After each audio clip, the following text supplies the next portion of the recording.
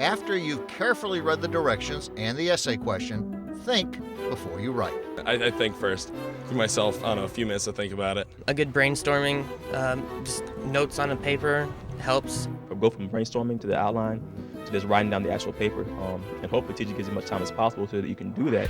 I myself am a big fan of outlines, so I like to piece out what I'm going to say right at first and then work on my major points. With essay exams, always create an outline to start with. Anna McLeod directs the Academic Success Centers at the University of South Carolina.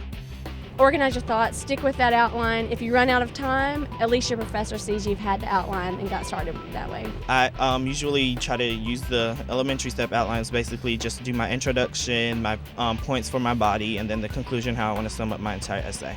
I make an outline of my ideas first. Penny developed her essay writing skills while growing up in the Dominican Republic. In the Dominican Republic when I was there, we have that structure that in your introduction you have to say this.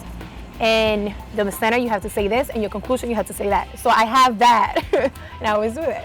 That formula works no matter what the language. And thesis statement is really what they want to see. They want to see a good introduction and see that you know what you're going to say, and then later on that you actually say that. So an outline is really important. And you'll need that framework, because if you don't, you'll put a lot of great sentences on your paper, but there won't be any order, and so it just kind of makes it jumble. If you don't write an outline, your exam's going to be a mess because your professor's not going to know what you're talking about. Professor Richard Bennett says some papers are little more than a stream of consciousness. And then the last paragraph, they figured out what they want to say.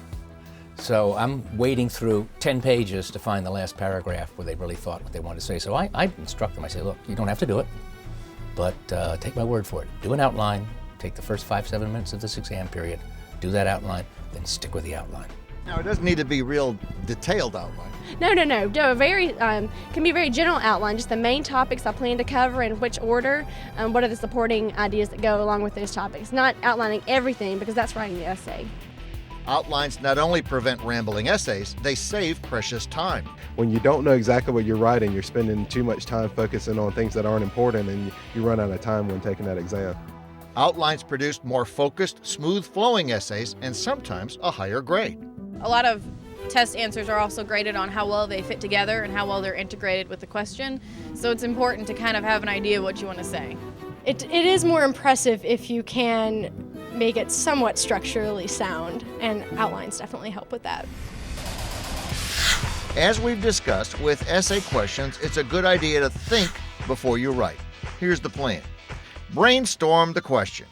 Organize your thoughts. Write a simple outline. Then write the essay based on the outline. Finally, compare the essay to the outline to make sure you've covered all the points.